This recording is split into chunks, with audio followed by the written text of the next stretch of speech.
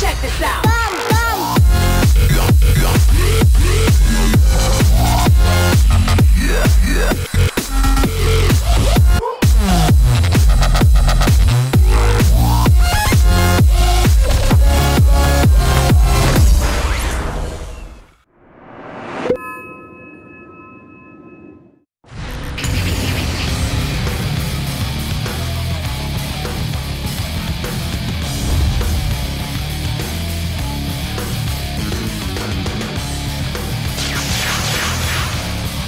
Let's get cracking! Welcome back, everybody, here to your second game of our lower bracket. Is the Constellation Fantasy, who will face up against SNA in the grand final, the winner of which will go then to DreamHack Bucharest to compete in the D2CL grand final, and everything will just then be final. Not Today versus Navi US. That is the matchup, game number 2. In we go. And so far, Navi US 1 game up. Not Today. Not really showing the wonderful style I would have expected from them, with the good focus, the good timing for it all. Again, I get a little bit frustrated with the Nature's Prophet as well, but they're going to try and come back in this game. Faces Void as well as Viper going to be their combinations, 2 very difficult to kill off heroes. However, Fog starts off the lineup with the Razor. So, speaking of a difficult to kill off hero, also a hero which is really adept at killing people if they can be held in position over a large period of time. And that's probably what Fog's going to have to search for with this next hero. He'll have to look for a controller hero, either that or they use the Razor for a semi-push kind of thing. Because you've already taken out the Viper, you've already taken out the Faceless Void. So yeah, a secondary control hero is the Centaur. This will be through his Blink to Hoof Stomp, but you've also got the ultimate from the Centaur, allowing the Razor to keep up with most of the other heroes, be it inside of Viper ulti or not. The only thing that will stop him is either Time Block or the Chrono right now from Not Today. All the other effects from Viper won't do anything while he's inside the Stampede.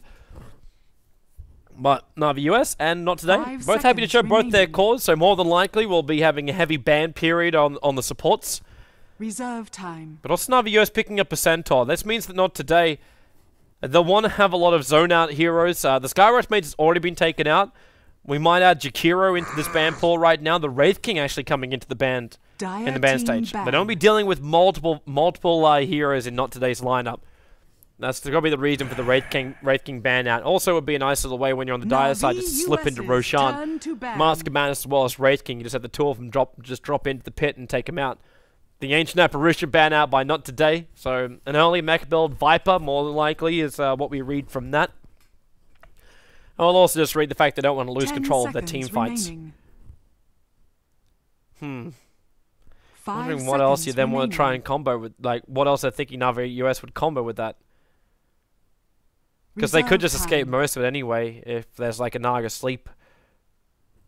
But that would then mean the Faces of Void is an off-lane hero in this game. Which so far, I doubt Not Today would try and run. But Navi US, like, they still have to look towards the supports. The Jakiro for me is going to be one of the biggest things. It's just the tick downs, the slow, and more importantly, it's that one hero that can keep zoning out the Centaur. Yeah, there it is. Fog's going to remove it. He shares the same thought as I do. He just needs to make sure he wins at the laning phase more than anything else. The Ancient Apparition, like, that ban out, it's... I can see how it would cause a lot of problems for him. The SK, the second one, and they just go for a Lich. Alright. This is one of those times when I still really feel we should be looking at something like a Lone Druid. I know he's not getting as popular. I know. I think I'm the only person singing out the praises of Lone Druid. Thinking this guy is absolutely amazing. But, yeah.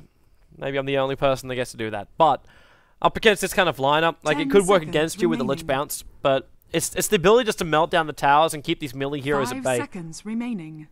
Not to mention just how tanky you are. And the Viper can't ulti out both you and your bear. So, you're still going to find some damage with the ability to escape. 5 seconds remaining. And a Shadow Demon from Navi US. Well, this is one way to deal with the Faceless Void. Remember what we're talking about during our last game? Oh, we get smashed as Invoker. Okay, so it is actually an off-lane Void and a safe-lane Viper. So it's a Void and Lich to go to the off-lane, the Invoker in the mid. Because there's no way you want to put Lich and Invoker together. You'll just steal too much experience away from the Invoker. You could run Lich and Viper in the mid lane, leave Invoker to the safe lane, the Faceless Void to the off lane. That'll work as well. Nah, but the Shadow Demon's the way to get around the Faceless Void.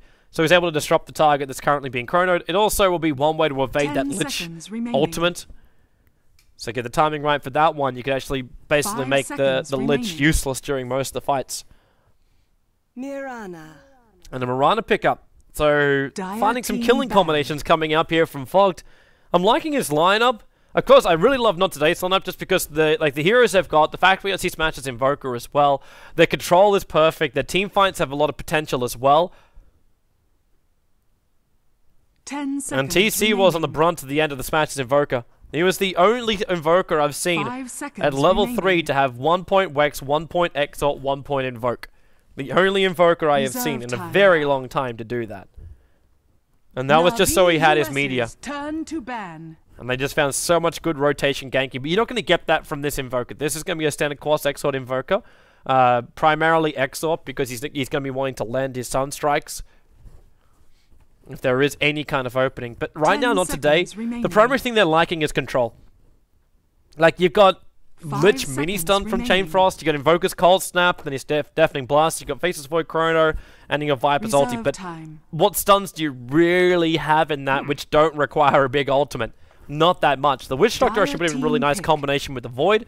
Would have been some good heal as well, and more survivability coming in for a Viper. Another reason why you may be wanting to ban out that Ancient Apparition. So, just a very well-together, good ban.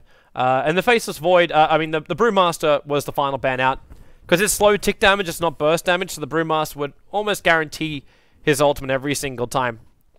Unless the Invoker builds into an Orchid, which in this game, like, it could still happen, but will be highly unlikely.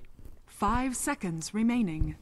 Right now, I think Invoker's going to be more focused on getting things like Necro units, taking away the mana of the Centaur, Wall Runner, and causing the Razor a large amount of damage if he doesn't have a BKB up by that point. But it'll all really depend on the timing. Like, if he thinks he can get to the Necro units nice and early after picking up a nice early hand of Midas, then, yeah. If you can't, though, then you look a little bit more later into the game, maybe a little bit of a mid-game item if things going bad. You can look towards a Yule Scepter, or you could be, in fact, that would be actually really nice up against a Centaur. In fact, the Rubik should be the last pickup by Not Today. I can't believe this hasn't even been picked up yet. There's amazing abilities for the Rubik to steal, but more importantly, it's the telekinesis control when they try and run themselves in with the Centaur ultimate. That's another good controlling support hero. It's just if Not Today feel that's going to be enough, because they do remove a large amount of damage from their supports. You got Fade Bolt as well as Frost Blast, so you do have like some nice nuke out from that. But you're not going to be stealing anything as the Rubik that's very nuke-ish apart from the Plasma Field. That's the only thing you can take away from the Razor. The Starfall, the Arrow, that'll be nice, but normally as a Rubik you won't get yourself in range for that Starfall. Even Mirana, she's got a repositioning ability that allows her to use that Starfall exactly where she wants it, like the maximum spread. So how does Not Today want to finish their lineup here? They still don't know if this is going to be a core Mirana as well. But it's just a support hero. Do they get greedy to take jungle, or do we get a ganking support? Control support. Wind Ranger. It's a Wind Ranger. We get ourselves a controlling supporter. This will be a support Wind Ranger as well. They have actually quite a good success rate with the Wind Ranger. But in this game, I'm a little concerned that she's going to be too fragile. The ability just to pop the Wind Ranger with Razor and Centaur, all it's going to take is a Hoofstomp, double-edged Plasma Field, and the Wind Ranger is dead. It's the same thing for the Lich. And if you have a 5-second arrow set up on any of these heroes, you're also in a lot of trouble. And Wind Ranger, the perfect counter to her is already out. Like, you got Purge and Disruption. 5 seconds These are the two greatest abilities you could have up against a Wind Ranger. And the spec to pick up. Oh, Na'Vi US. Fogged! Why do you do this, man? Actually, he does this because he feels like he has to. That's the primary reason he's doing this right now. He looks at the lineup and goes, okay, the late game, we're in trouble. The Void and the Viper, or at least the late mid game. You're going to the Void, the Viper, and the Invoker all hit their sweet spots. Right in the money. Your SD and Mirana, if that combination doesn't work, you're going to need something else to follow up, and that's going to be the Centaur. And then the Centaur, if he doesn't get a Blink Dagger, then you're kind of in more trouble. So you need to have someone that's just capable of out-carrying everybody and causing serious problems for the supports. And that's where Spectre comes in. That Haunt on both a Wind Ranger as well as a Lich, they're two very squishy supports. even when you do get like your ice armor up and running, your frost armor up and running, it's not going to be enough to deter Spectre because it's only the illusions. It's the haunt illusions which are attacking. And then if he does reality in, just beat the living crap out of whoever he finds because they're probably going to be isolated, and that's when the Desolate really kicks in too. Really a perfect hero. Maybe a little bit more difficult to not be controlled, but should be able to survive through Chrono. Should be able to survive against like I'm not gonna say an Invoker initiation, but a lot of the control abilities of the Invoker. The Viper is the only person that could just end up kiting the Spectre. So the Viper, that's where Razor has to make sure the Viper is Razor's job in this game. The arrows from the SD as well as the Mirana, with their combination, they're searching for kills wherever they can find them. That's the goal right now.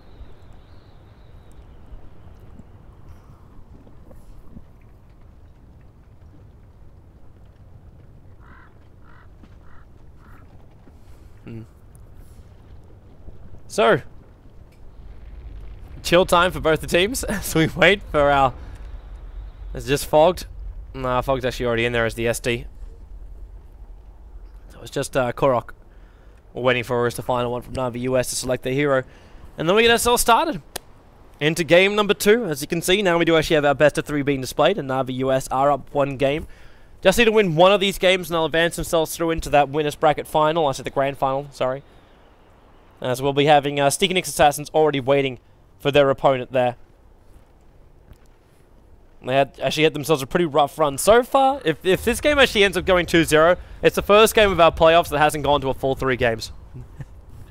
And I would say that's a good thing, but casting until 6 AM in the morning here in Europe, nah, it was actually fine. The games were actually quite entertaining. That's why we still actually had a lot of people tuning in to the very end.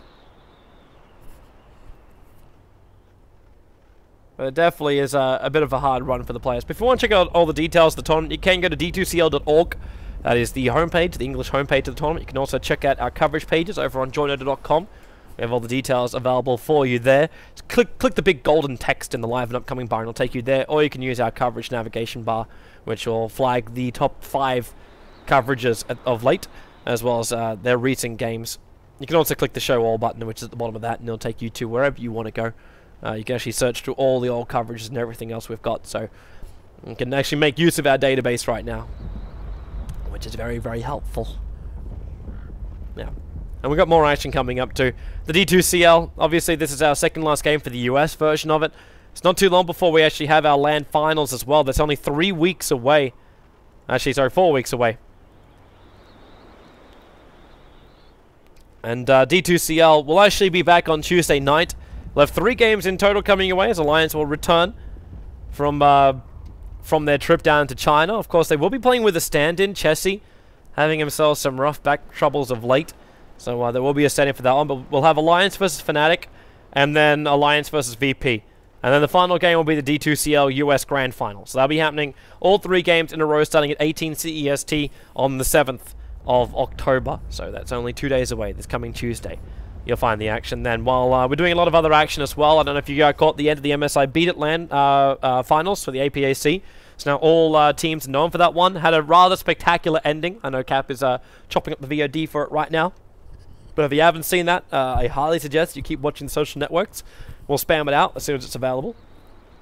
But yeah, that last final with Jo playing in that competition ended up with a rather spectacular ending. So yeah, definitely should check that one out. And we'll have WePlay starting tomorrow morning.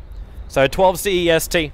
We'll have WePlay China starting up. So we've got HET, BT, WG, Tongfu, as well as more action coming up too. And that's all the placement matches coming up from China before the main event will be beginning for WePlay. And most of that will actually happen after ESL 1 New York, which will be on a plane 4 in 3 days' time. So should be good times in New York. Hopefully you're coming over and see us. Hopefully also you come and see me in at Bucharest. I'll be covering that one with Bucking Mad live at the event. So good times ahead. Good times ahead. So need a pause. Still some issues. Really, Virginia? I'm wondering a personal location. Shout out to my people in the Bronx. Wow, you from the East Coast or the West Coast? I don't know, because I don't know where the Bronx are. Geography was one of the worst subjects I ever had at school. Like, the worst subject I had at school was geography. I was from Australia. We're in the middle of nowhere. We don't care about the rest of the world. Unless the rest of the world invades us, we just sit there. And Australia gets in trouble overseas, and all of a sudden, it's all over the Australian newspapers, and we then know where that country is. And we know it's in the Northern Hemisphere. That's basically it. Some people, yeah, they'll study geography because they want to know the big wide world, and then they actually go and see it. Most other Australians just hide their own little worlds in Australia. It is a nice little remote location. Big location. Largest island of the world. Even though I've been told I'm wrong on that. Australia is meant to be a continent. I'm like, why? It's an island, damn it. It is an island. We're away from the rest of the world. We like it that way. Actually, I hate it that way. That's the reason why I'm here in Berlin. It's too removed. Flying from one side of the world to the other from Australia, I do not recommend it. I really, really do not recommend it. My first trip I had from Australia going to Sweden. I went there for DreamHack. Like, these days I just get, I can even take a ferry and I'll get there in like 6 to 7 hours. I take a plane, I'm there in like 2 hours. But, actually it wasn't even 2 hours, I think it was only like just over 1 hour. But when I first came over to Europe, story time with Toby while we wait, by the way. First time I came to Europe, I ended up traveling, and I had to go from the Brisbane airport to Sydney. Then I flew from Sydney to Beijing. In Beijing, I had myself a 10-hour stopover. And then I flew from Beijing to the Arlanda airport. And then I had to catch a train for what was 3-4 hours to actually get myself to Jönköping. I can never say that name correctly either. Jönköping. I think this is as close as I'll ever get if I actually think about it. It's Jönköping. Yeah, and I ended up taking a train that far. It's in total, it was, I think it was 44 hours or 38 hours. I can't actually remember now because this was like 5 years ago. Yeah. A long time ago. But it was a hell of a trip. I remember at the end of it, the only thing I wanted to do was just like put me in a hotel room, shower me, clean me. Get all sticky after traveling in airplanes. It's not the nice feeling. You get all this like breath on you and sitting in the Chinese international airport for 10 hours having a weird Swedish lady trying to talk to you the entire time and just like, I don't understand a thing you're saying, your accent's too strong. And then she says the same thing to me, I'm like, then why do we keep talking? I don't know. But luckily I can stop on that story. And we'll go into game. So, Navi US. We'll kick it in. Korok will be taking up the center, going towards the bottom lane. Snaking actually heading north. I don't think this was really meant to just be those kind of lanes, because Korok is going to come up. So it's a 5-man movement to try and plant down some wards up on the top lane. They could technically try and run an aggro trial with snaking up here, because you'd be running a... unless you know, because you're running Viper as a safe lane. It's been played by Iwo, so they know it's going to be a safe lane hero.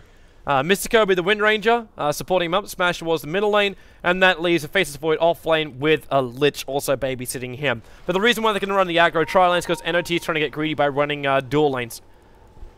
So they move up a very, very long way. There's a lot of pings coming up there from the Spectre, flagging the fact that Viper is up on the top lane, so they just leave the Centaur behind. He has an Observer Ward on Korok at the moment. But where are they going to plant this? They're actually all coming down to look for the 30-second rune. 30 seconds to battle. And Ragnarok. Okay, so he just puts down his Observer Ward, so they can watch the top rune at least. And yeah, they're actually going to try and run an aggro tri-lane here. So Fogged and Ragnarok, the killing potential. They're going to need to get an early kill out here, or else this Viper and Wind Ranger are going to zone out the Spectre. And she'll never get any kind of farm. But this does semi guarantee that Korok will be capable of getting himself his Blink Dagger. Like, he's still going up against a Lich as well as a Faceless Void, but it could be a lot worse. It's a regeneration rune, so both these heroes don't want it. And then Observer Ward from NoT. This was meant to be for the initiation from the Shadow Demon and Mirana. And now they won't have that at all. They get a Bounty Rune into the Mirana. There is an Observer Ward down for the Dire side, but it's actually in a really bad position for him. Because all it sees is basically what's coming up the river and what's around this area. So I'll spot them if they try and use this little zone to initiate up. But if they don't, then it's just an easy move around. And right now, Mystico and Iwo, they're really uncertain about this. They don't know where they're coming from. Now they're actually going to scout out the fact that Fogged and Ragnarok are up here. But this allows Sneaking to get some space on this top lane. So Korok, he goes 1-on-2. How many tangos? He's got Stout Shield as well as a set of tangos, so he's perfectly alright in this lane. And Excalibur's going to zone out the Invoker a little bit.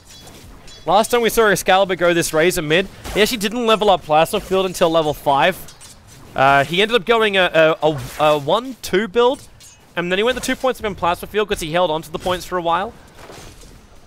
And then he actually ended up leveling up Static Link more than anything else, but he wanted to also have a high level up in Unstable Current.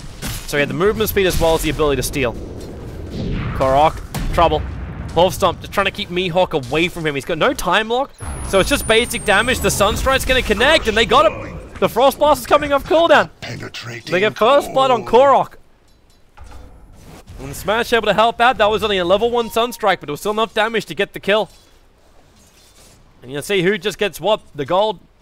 And actually all goes the way of Lich, because obviously the Sunstrike didn't get the last hit in. But that still gives an assist over to Smash. He's sitting over at level... it's just level 3 pop. And SD can't really find the opening they're searching for in this top lane. Snaking is, however, still getting some really good farm as an off-laner. While Korok may have died, actually he's only got 2-0 on this lane too. That's not helpful. We got Shadow Demon making his way down. Grab himself a Bounty Rune, so level 2. Disruption and Catcher. And Smash, again he does this. It's early Alacrity and early Meteor. Denied. It's really good when you got rotating supports. In this game, though, they have no rotating support, so it's purely for Alacrity.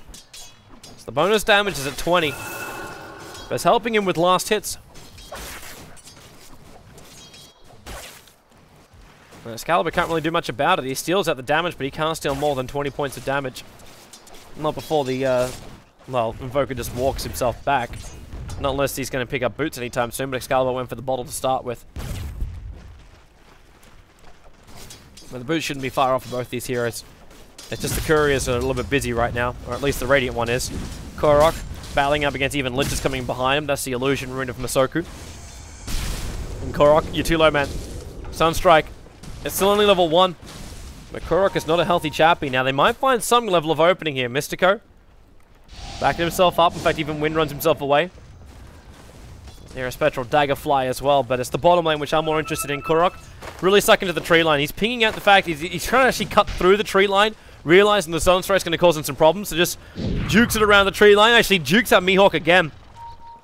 And Mihawk's stuck down here. He'll take damage from the tower on the way out, unless he backtracks it, which he doesn't on either of the hits. Nice little movement coming out from Korok to move back up again. So they're going just the... I moved back into the trees, default way. Because with the Dire Creep wave going down, Mihawk lost all the vision outside, next to the tower.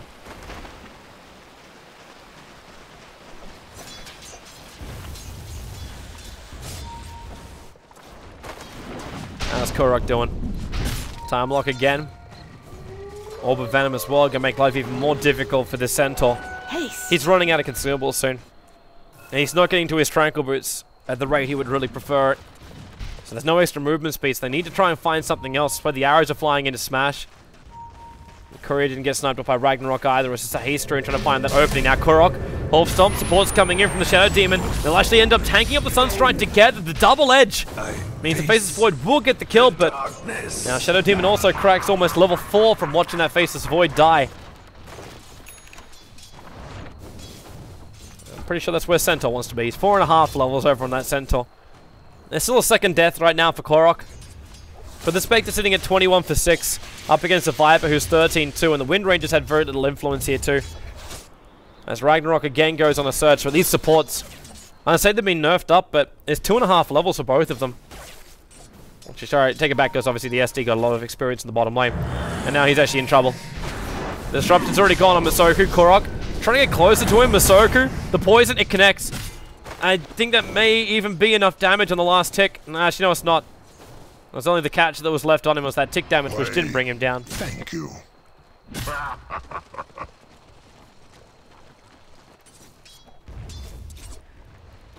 So, Fogged and Korok trying to find that disruption into Hoof Stomp combo. Obviously, the double edge ends up just being Well, it's the death of Korok, because the burst damage of Masoku is too scary for him. It's a level 3 Frost Blast. They need to have the arrow in combination, but while this Observer Ward's down for 30 more seconds, Ragnarok can't surprise anybody with the arrows. He thinks he is, but he's perfectly visible to NoT. I think Masoku's coming down here so he can Frost Blast him, but Ragnarok's already backed up, snaking, trying to get into the Fog of War. Throws out a Spectral Dagger so he can just jump himself over the tree line, but he's going to salve up too. Early phase boost means the snaking is just walking around with extra damage for the moment, but his survivability is quite low. Shackle, latch is perfect. But not enough damage to bring him down. Radiant's top tower is Sunstrike looking for the hit, snaking as she waits it out. And then Dagger's up again. This time he's going to slow up the Viper. They got support coming in, it's Excalibur. They want this kill on the Viper and they're going to get it. He was isolated so far because Mystico, he dragged the creep wave down. And he was so far away from his teammate, meaning the Desolate can actually work. Now Void jumping in on the top. Fog, he's still got Disruption, throws out the catch, but the creep wave there is not going to help him up. Spectre Haunt trying to come in and help him out, and they're actually going to find Masoku. Reality does come in, the defensive disruption, saving the life of Korok for a moment. And the Spectre now picks up. Did actually get the last hit in the kill on the top lane. Ended up actually getting split between with a creep wave, but this time around Sneaking does get the kill. And they come in towards the mid lane. Looks like an arrow connected over on Smash. Excalibur with the Plasma Field. It's a lot of early damage. He'll go invis, but Excalibur can steal this. A leap into the tree line from Ragnarok. Somehow I should manage to find that small little path that was there. The Frost Blast is still affecting me from Masoku. Puts down the Observe Ward. If Fog needs to, he can defensive disruption here. They don't have mana for an arrow, so there's not much point to it, apart from just harassing out the Lich and giving space to his teammate. We get Sneaking now back to the bottom lane. Farming up everything he's got. Trying to pump this Spectre up to getting that Urn.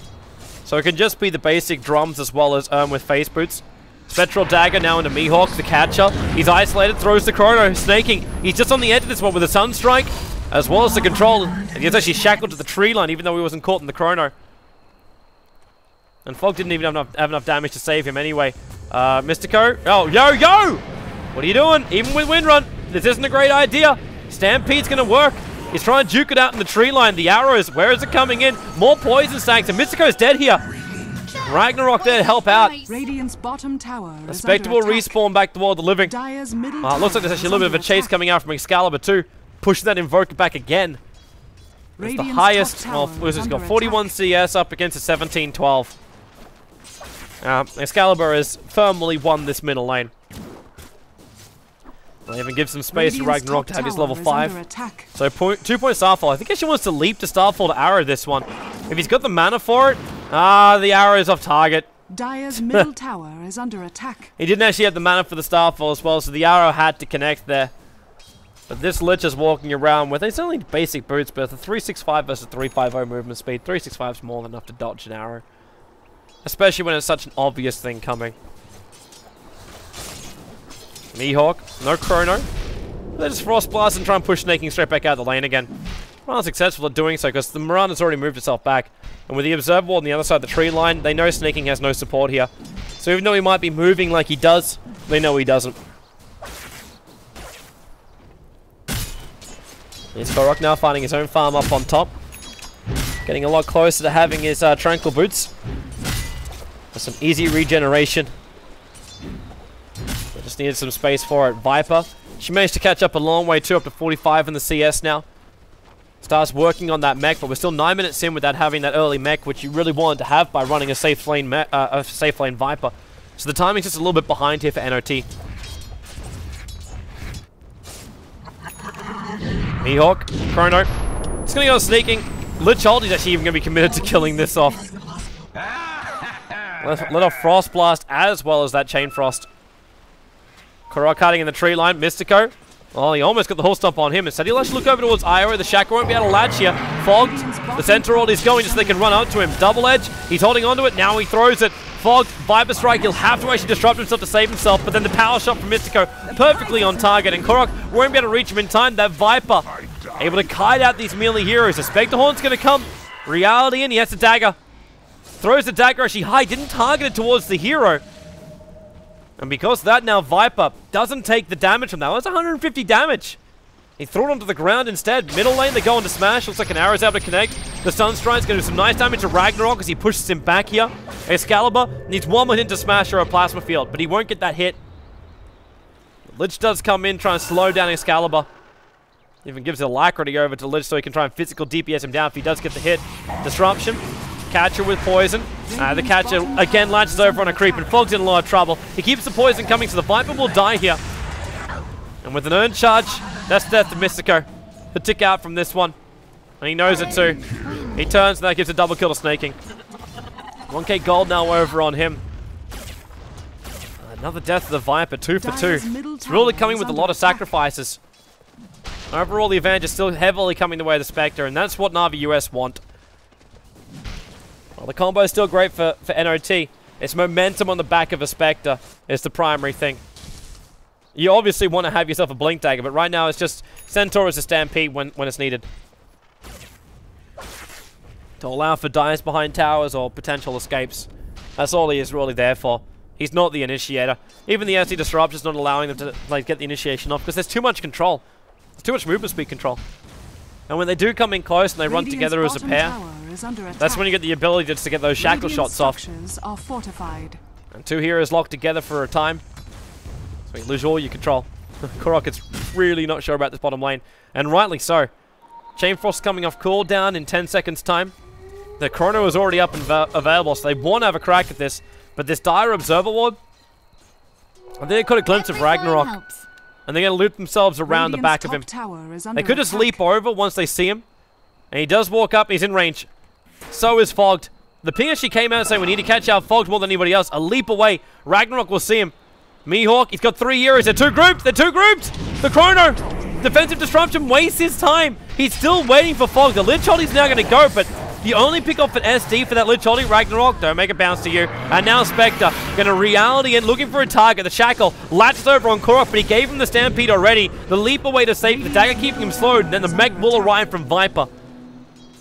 So NOT bringing a lot of heroes down this bottom lane. Smash, the only one not there. And the Shackle latches. Sunstrike. Ragnarok's a better target at the moment.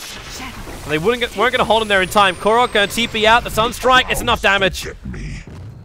They'll get the kill while Excalibur's going to try and force out the top tier 1 tower.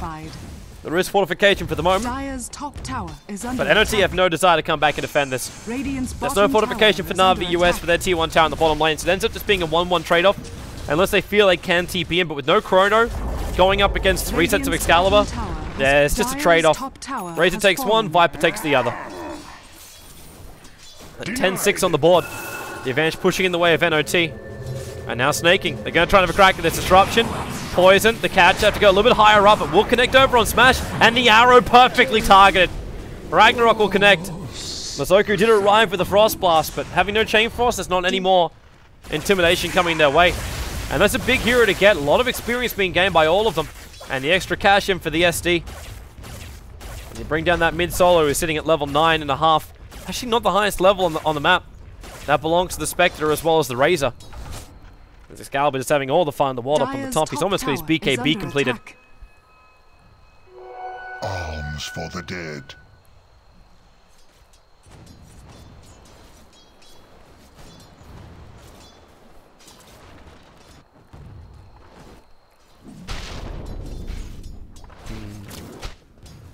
Korok.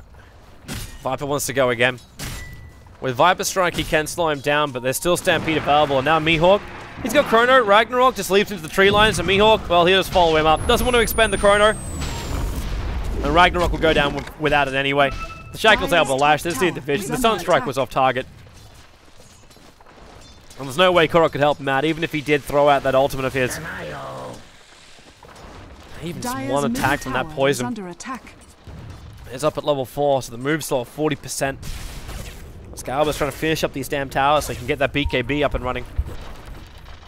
You still have all those slows coming out from NOT, but you won't have to worry about the Shackles or the Deafening Blast and Cold Snaps. Not straight away, at least. The Smash. I'm watching this, the bonus damage now up to 60 because of his Exalt levels. He was actually able to buff up the Viper rather strong with this Alacrity build of his. Initially, I thought it was just because he wanted the Meteorite with the extra tick damage, but it's actually quite amazing how successful Alacrity is at giving you just that little extra oomph. behind your Invoker in the early stages.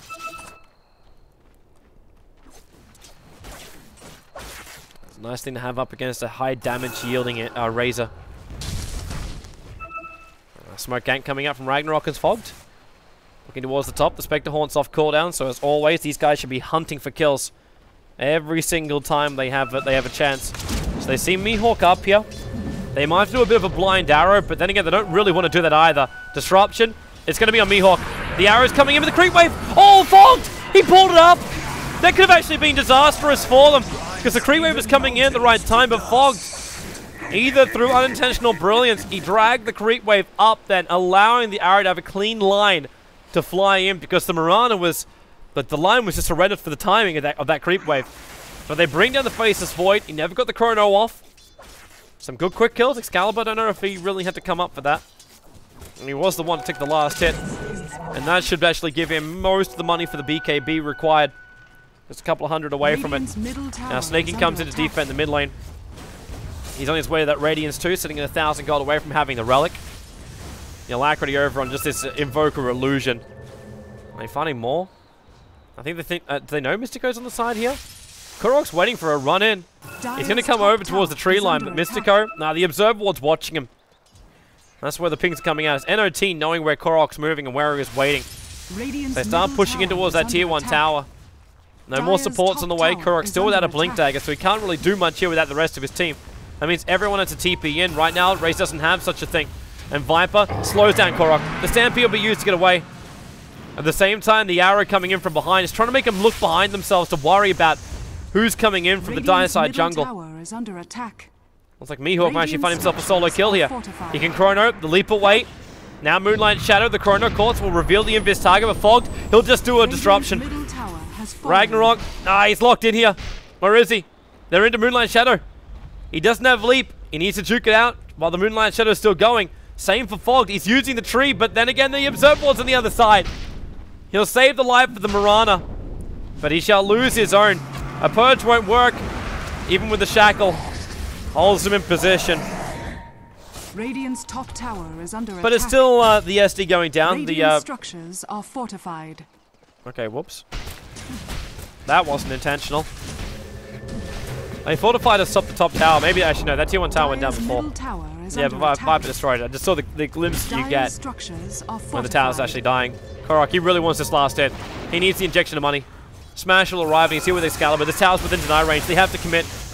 Masoku down to half-life. The Faceless Void is still not here yet, and he has no Chrono, because he used it up on the top lane for the kill on the attempted kill over on the Mirana, and the follow-up kill into the SD. Are they actually going to let this go? It looks like they are. They get back to farming up inside the jungle, and the mid-tier 1 tower will be denied by NoT. So overall advantage, not much really between these two teams. NoT do have the slight advantage. And these lineups, I kind of feel like NoT are falling behind here. They haven't had as much of an impact as they needed to early on. 8-12 is not the scoreline I was searching for from this team. Especially when the Spectre's only 2 of those deaths. As the Relic will arrive. And once this Radiance is up, the Lich is basically dead. This guy's got Tranquil Boots, Dust, and a Stick. Come on. That's not enough to win.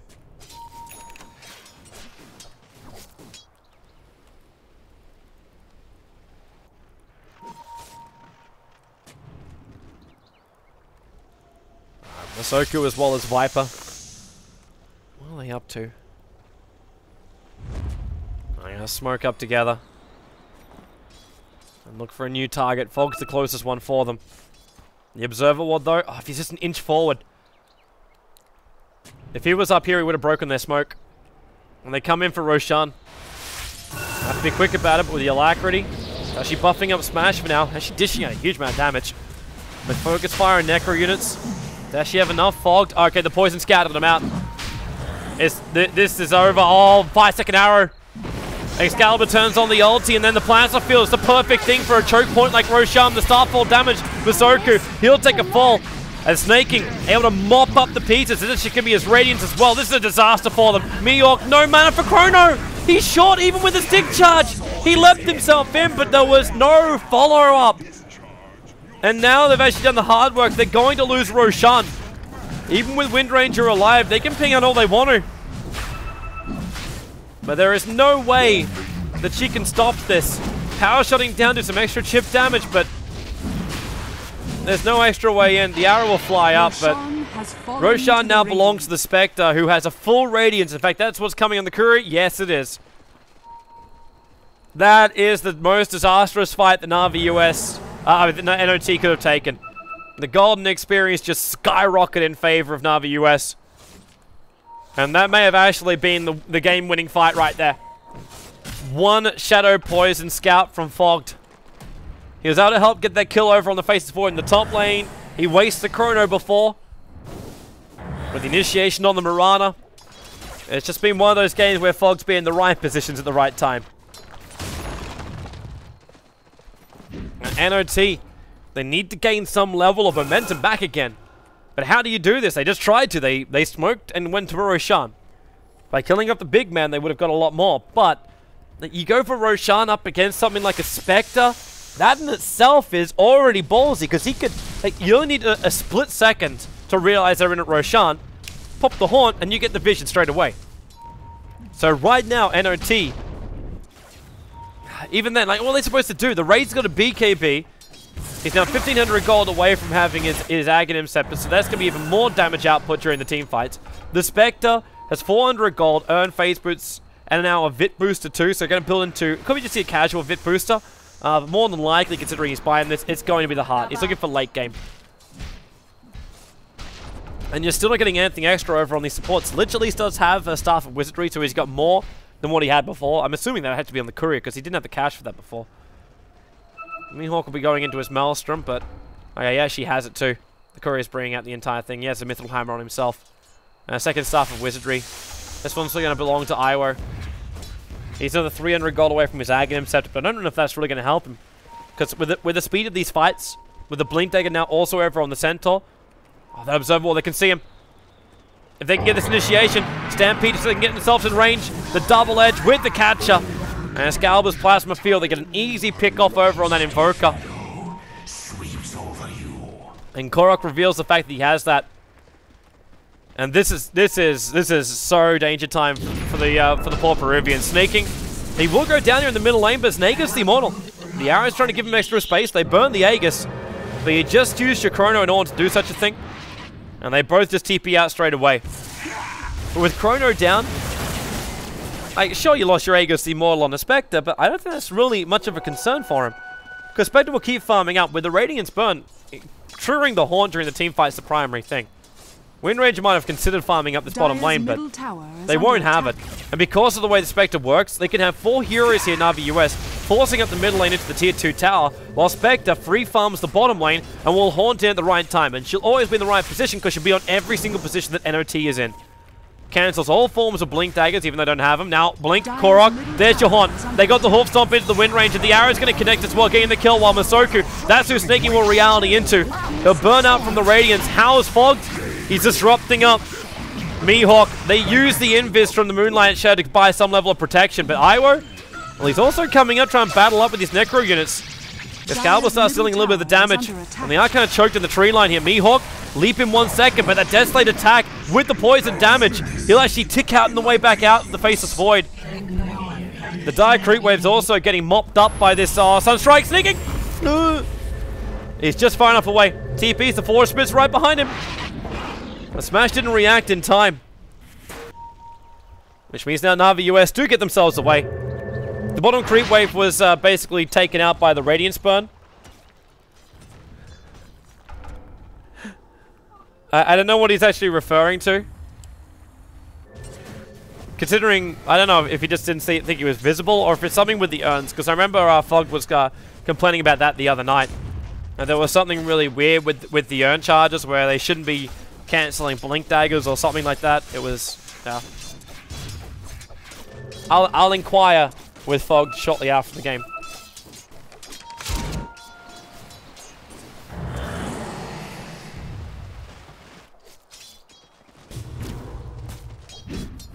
Alright, so back into the lanes now. Shapiro is arriving here with Excalibur, Ragnarok, as well as Korok. And there's a bit of a movement coming out from NOT with just Mihawk as well as Masoku. They're searching for a kill, which the Sunstrike will help him get.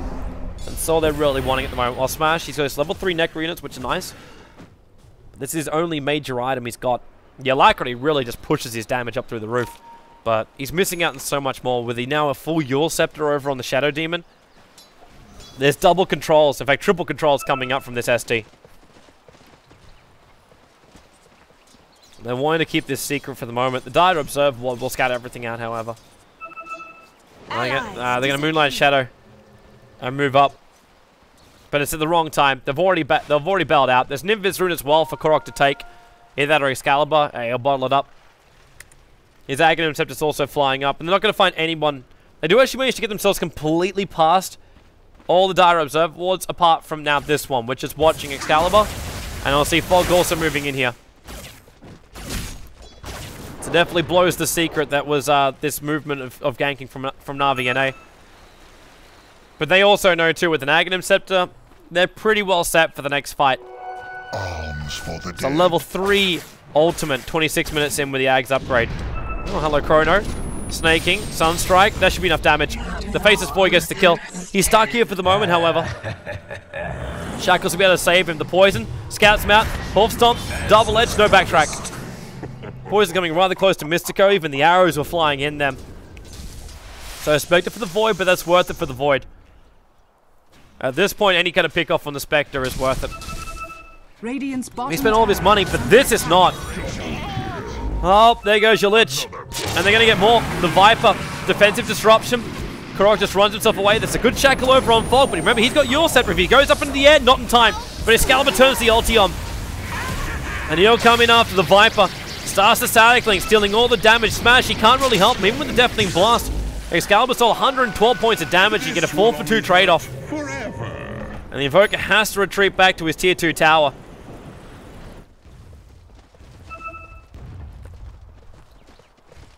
They put so much commitment to try and kill off one Shadow Demon. Because that's what that really was. Technically, it was a 4-for-1. A 4-for-2 trade. Smash. Spectre Haunt. They got him isolated. Necro units are down, but they know where he's moving because the Static Link. Which means you can just keep the Radiance Burn going on him, sneaking. Maybe they'll worry about the extra support that was coming over, but there's still 2 heroes dead. The Static Link has been the perfect indicator for where he was. That interaction works some way I'm not aware of, but either way, the Invoker will be able to escape himself out. The Haunt's going to go down for now. Snaky did actually just get the casual VIP boost to board a Yasha instead. So going in for that Mana style. While Mystico still trying to afford up his 4-staff. He's actually got... Okay, so he's the recipe away from it. And now we've got Viper trying to build into a BKB. For now, it's just damage output with the Mithril Hammer. His survivability is already pretty damn good with the Aghanims and Treads. Void Leapy it is. Jumping himself away from the Shadow Demon. Looks like he ended up disrupting him. He looks at Mihawk in the bottom lane. They could go for another disruption to catch her. The arrow combination's there waiting. He'll have to get in close. The arrow comes in, tanked up by a creep wave. Well, a lot more supports on the way in here. The Poison, try and scout him out. The power shot down through the tree line. I think he was trying to cut a path for Mihawk to get out of here. The Poison, getting closer and closer by Fog. Mihawk leap in 4 seconds time. He's got Chrono available. They can see him in the trees. Another Poison and disruption catcher. In comes the arrow, but it's going to be Mystico. He gets hit by that. They'll actually catch up both of them. So Mystico's stuck here. The Chrono will be triggered, but the Static Link's already going to work on the Faceless Void. So his damage output isn't up. The Shackle will buy a little bit of time, and they actually both get out. So no damage. It's a straight TP. The Shackle. They didn't really save the life because the Chrono was stopping the damage output from coming his way, but Ragnarok, and he already threw the arrow too, so there was no extra stun from that. The Excalibur's still got this Eye of the Storm. They'll want to take the tier 1 and tier 2. Just the tier 1 tower's not going to be enough. In fact, they might fall back before the tier 2. Ragnarok will have to come to defend this. And they'll fortify because they know they're going to get the fortification back up again anyway when this tier 1 tower drops. So it would stall that early push power anyway. Snipe for Korok. Sees the courier. 4-staff. Needs to attack once and then blink. Couldn't do it though. I'll drag the creep wave over with him. While up on the top lane, looks like Spectre. She's going down to the... Oh, there's double TPs coming in. Fog Duels. He's going defensive disruption instead. There's illusions up to bring down these necro units. I won't survive long enough for it though. What the hell are these creeps doing? These are the ones that follow Korok to start with. And then they're gonna bump into Fog. It's just like, wait, why are they here? Reveals their rotation. NoT's gonna go in for Roshan now. This time they'll be successful. Because there's really no one from Na'Vi US in position. The Spectre's on the sideline. They're taking a long time to bring him down. Because they've got no Medallion of Courage. Smash is gonna finally come in. He can invoke up Alacrity if he wants to. He does the Force Spirits for now. Allies disappear. They're gonna Moonlight Shadow. The sentry wards are down, so they're quite visible here. Excalibur just walks in, turns on the Eye of the Storm, starts Static Link on Smash. He 4-stamps away and now Void. He leaps in, but he's caught on the hill. It's not where he wants to be. The arrows are coming in too. So the Chrono is blown. The Spectre Horn's going. Who's he gonna find? Who's he reality to? He found the Lich in the tree line trying to TP out in the on the bottom lane. They do still pick up that Aegis of the Immortal. The BKB now into that Viper. And the Aegis Immortal is with him too. I'll leap him. There's no Chrono. Defensive disruption. Yule Scepter up. Trying to break free, or at least the timing of this poison, while Excalibur stealing more of the damage. Hoofstomp from Korok. Able to catch out the Viper in the tree line. Excalibur. This guy is very, very tanky. Plants a field in 5 seconds time. Korok's coming over. He's stepping to double edge, but that's why Viper has to use that BKB. Soaks up the arrow as well from Ragnarok. One plasma field, the physical DPS to maybe go into the Viper. A 4-star up by Korok, buys him some space and now sneaking. The Radiant Burn going into Masoku. He turns around for a quick shackle. Ragnarok leaps though. Not extra movement speed for snaking, but he doesn't care. The Urn Charge will tick it out. Gets an extra 2 himself. Ragnarok will TP out, sneaking up on top of the high ground. The Radiant Burn is still there. They'll trigger the dust. He's not invis. He just want to get himself down the hill and TP out, and Smash can't find him. They throw a Sentry Ward up on top of the cliff to see if they can see him. But because he went down the hill, they did not get the vision, and which means Smash does not get the call snap to interrupt the TP out. It's a 24-19 overall. The advantage still coming up for Na'Vi US. Or at least they're holding their advantage.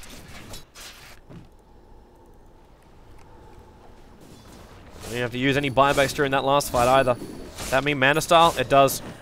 The Sneaking not dying. He's getting assists every single fight now, obviously because of 1 Radiance, 2 Haunt. Or both together.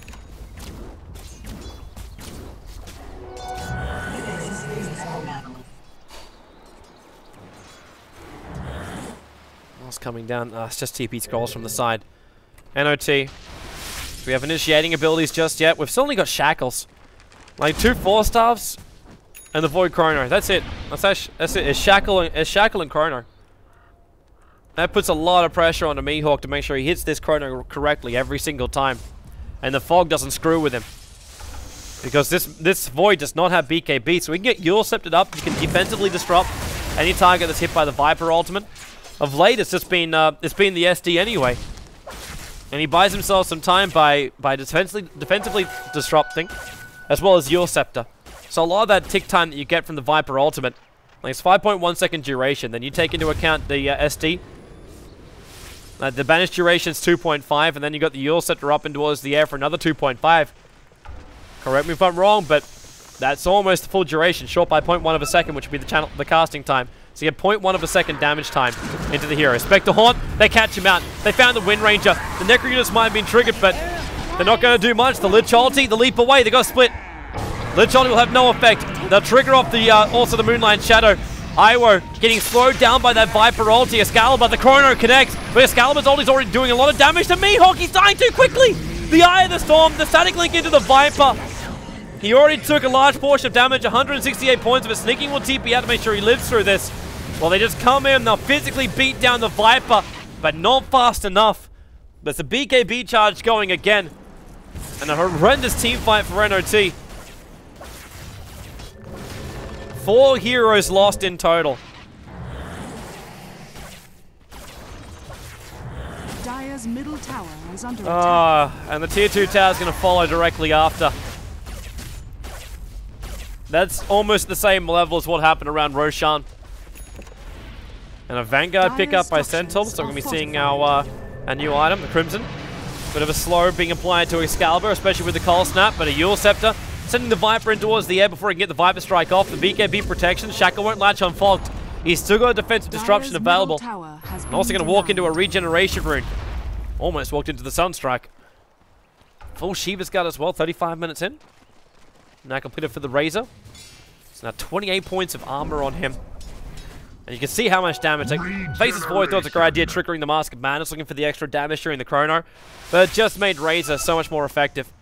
And while he did hit the Chrono, there was then just no follow-up damage coming out. Because the Lich ulti was aside. With no Lich ulti bouncing around inside the Chrono, there was no control. And they didn't get the SD. Now Mystico searching for Fogged again. The Shackle won't latch. He ran perfectly down the line, and sneaking just turns into this. As Amanda style, try and break free, Deafening Blast, Centaur ulti, the Cold Snap, still making it rather difficult, not to mention that Viper ulti, but in comes Korok. Perfect hoof stomp. Excalibur with a double kill as the ulti. Iowa again will TP himself out to safety. There's NoT trying to force the issue up against Na'Vi US, and Na'Vi US replying in turn. With just 2 good kills. And pushing their advantage even further. The Eye of the Storm will be on cooldown for another 35 seconds, so they can't breach high ground. But the Ping's coming to say go for the tier 2 on tower on the top lane. All the other lanes for NoT, like the bottom lane's pushed out, but that's it. And if Iwo comes up like he is right now, he could lose his own life. The Poison scouting finds the creep wave. I don't think Iwo was really aware of this. Iwo, what are you doing, man? This SD's going to come in from behind and catch him out. Actually, no, he's not, because Fogg's got no Blink Dagger. Io into the tree line. But they're prepared for a 5-man fight up on top. The Chrono is up again. Yeah, she buys his BKB. Yeah, he shouldn't have that. He needs to have buyback available. After death, of course. He's still short by 60 gold. The Viper's now going to initiate on Ragnarok. Moonlight Shadow and probably ulti. Both of them being combined. Excalibur being pushed back. The BKB and the Shiva's Guard will trigger. The Invoker's already on the sideline. Lich to join him. And Snaking, the Mana Starter's giving more food right now for that ultimate. But Snaking, the Yule Scepter, it sends the Void up into the air. And the damage is still coming out from Ios. They will bring down this Spectre. But a buyback into a Haunt, not available. Haunt's on cooldown. But Iwo locked in position with the arrow. Triggers the BKB. The Sunstrike's looking for any kind of opening, but it's not going to get anybody. Mihawk, he's in trouble under the tower. So the Centaur will finally go down. Excalibur came back. Dire's bottom tower Having that Spectre on the sidelines is not what they're searching for. The Invoker actually bought back to be part of that too.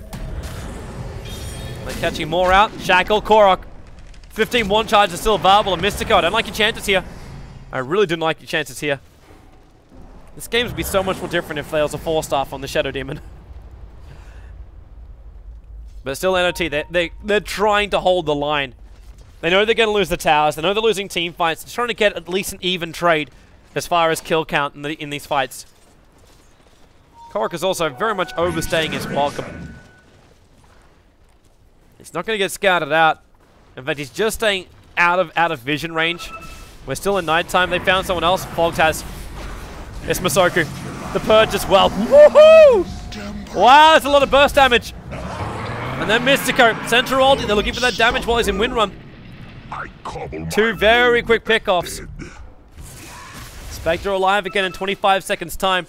They're pinging out the fact too the Vipers all the way down the bottom lane. Which means Excalibur can force towards the high ground. Spectre can just TP the bottom lane if he wants to. And farm that up, push it out. They could actually even have a crack here at the Viper. A Spectral Dagger. He could just BKB and TP out. Is under attack. So they need a way for everyone else to be here to have the extra damage. For Snaking, that Radiance, he's got it turned off so he doesn't reveal his position. Now he comes out. Turn the Radiance on. The BKB out. They have him isolated, but they have no stuns. That will stop that TP. What's also being purchased up is the Full Heart. The Full Heart now in for the Spectre. A little bit of catch out on Excalibur. Still a level 21 Razor, and the Spectral Haunt is coming in too, looking for that kill over on Mihawk, and they got him. In fact, they're going to get more. They get Smash as well. And the Void, and the Invoker, and the Lich. Too easy for the kills. The Observer was even watching the Courier. The Purge actually kills this thing hands down. It's the one thing which will guarantee you a kill on a Courier every single time. The Full Hearts arrive, so Spectre, he's already looking healthy as hell. The Refresher Orb. Excalibur's a little bit short, but they just make more copies of Snaking and come high ground. They send him in a little bit deeper, pushing that Wind Ranger back. And they just attack directly towards the tower. Fortification still available for them. Meanwhile, Korok finds Mystico. The double edge coming in. You've got Fog right behind him. Korok will force up himself away to safety. He's taking a lot of damage from the tower, but the mid ranks is down. The ulti turns on from Excalibur. He'll melt it up. The refresh orb has now actually arrived for Excalibur too. Thanks you. So in 35 seconds, they'll just force high ground. Roshan, the big man, is there.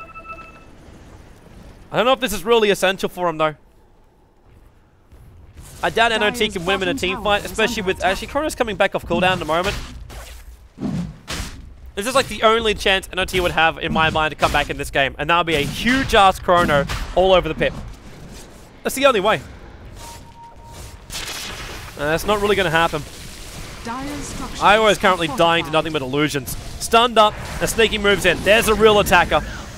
Shackle unable to latch into Snaking. They did stop doing Roshan. With the Viper down, I got a feeling to just call this right now. They'll push high ground, and the double ulti will be triggered off by Excalibur.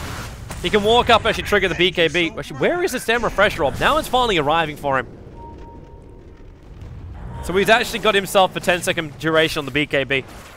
The Force Spirits are trying to delay him and actually scout out the SD, who's got himself a Blink Dagger. He's purposefully sticking away from those Force Spirits, not to take the damage, so he can just jump in when he needs to be there. Mihawk has the Chrono get scouted out in the tree line, just leaps itself back. The central ulti will go, but Excalibur, the refresher orb ulti is already going to work. If anyone comes close to this, they will burn. They will burn by death, electrocution. Chrono will go, the defensive disruption, meaning he has to attack directly into Sneaking. The Sunstrike's going to connect, the Lich ulti, but now a Yule Scepter also sending them up. But this is over. NoT will be farmed inside their own base. 4-star actually going to kill. He'll still get a triple kill, and with the horn back in, it'll be an ultra kill inside the base. But the 4-star pushed him in range the well, but GG is the call. Na'Vi US in 2 games. It's the first series that has been a 2-0 here in the D2CL US playoffs. They get revenge. They get revenge at NoT, the team which knocked them down in the winners bracket semi-final. And then a date up against SNA. Tuesday night is the grand final for the USA.